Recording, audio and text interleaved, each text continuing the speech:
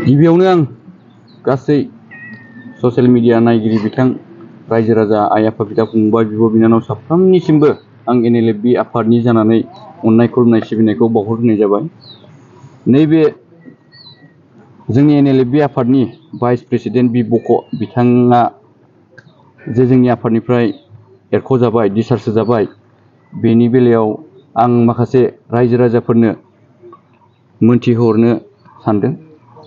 बिथाङा जोंनि बे NLFB आफादा जेब्ला हाग्रायाव थांफिनदोंमोन, हाग्रायाव जों थांफिननानै जोङो सिजफायाराव जों फैनो गोनां जादोंमोन। बे फैनाय समाव हाग्रानिफ्राय ओंखारबोनाय समाव बिथाङा मोनसे खोथा बुंदोंमोन जे जेलाव थानाय NDFB-नि फाउन्डार प्रेसिडेन्ट गियार नाब्ला सार बिथांमोनखौ बरननांगौ होननानै बिथाङा रायजो राजाफोरनि सिगाङाव फोसावदोंमोन। दिनै बिथांनि बे फोसावनाया नंखाय होननानै जों दिनै मिथिनो मोनदों। मानोना दाख्लै बरपेटा बर'लेण्ड गेस्ट हाउसआव जोंहा मोनसे NLFB आफादनि काउन्सिल मिटिं जादोंमोन। बिथाङा बे समाव स्वयं गावनि खुगाजोंनो बिथाङा बुंदोंमोन, बै समाव जों हाग्रानिफ्राय ओंखारबोजेननायाव रायजो राजानि सापर्ट मोननो थाखाय, रायजो राजानि अननाय मोननो थाखाय बे बाथ्राखौ नाब्ला सारनि खोथाखौ ओरैनो खुगायावसो लाफ्लानो गोनां जादोंमोन होननानै बिथाङा बे काउन्सिल मिटिङाव रोखायै बुंदों। आरो बेयाव थानाय जोंनि दैदेनगिरि माखासे काउन्सिलनि बिथांमोना बेखौ रोखायै बुंनो हागोन।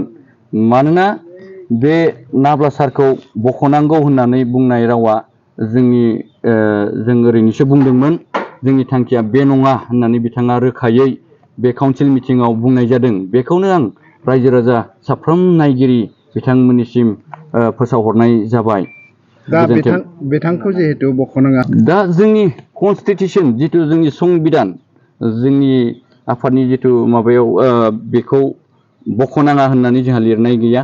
मानोना बिथाङा गोबाव समनिफ्रायनो बर' हारिखौ बेंनानै लाबोनाय, बर' हारिखौ रैखाथि होबोनाय, मोनसे समाव बर'आ गैलामोन, गादब जाबायमोन, सोबख' जाबायमोन, नासय जाबायमोन, जोबस्रांनायनि लामायाव फैबायमोन। बे समाव जोंनि नाब्ला सार एबा रन्जन दैमारि सार बिथाङा मोनसे हाथियार हमनानै सोमावसारग्रा हान्जाखौ बिथाङा जोनोम होदोंमोन। बे समनिफ्राय रैखाथि होबोदोंमोन बर' हारिखौ।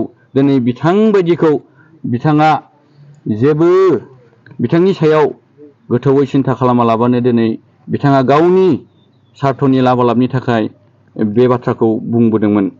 बिथाङा बेबायदि बुंनाय समाव NLFB आफादनिफ्राय जेबो हेंथा जाफिननाय? बेबायदि बिथाङा जि नाब्ला सारनि खोथाखौ बुंदोंमोन जे बिथांमोनखौ बरननायनि थांखि गैया होननानै, बेवहाय जोंनिफ्राय गोबाङानो सिन्था खालामदोंमन। बेथ' माब्लाबाबो जानो हाया होननानै गोबां सावरायलायदों। मानोना जोङो हाग्रानिफ्राय फैजेननाय समनिफ्रायनो जिहेतु जों बिटिआर एकर्ड खालामदों, सान्तिनि सुक्ति होननानै जों गोबाङानो मिथियो। नाथाय सान्तिनि सुक्तिया नङा एबा जायाखै होननानै जों सानदों।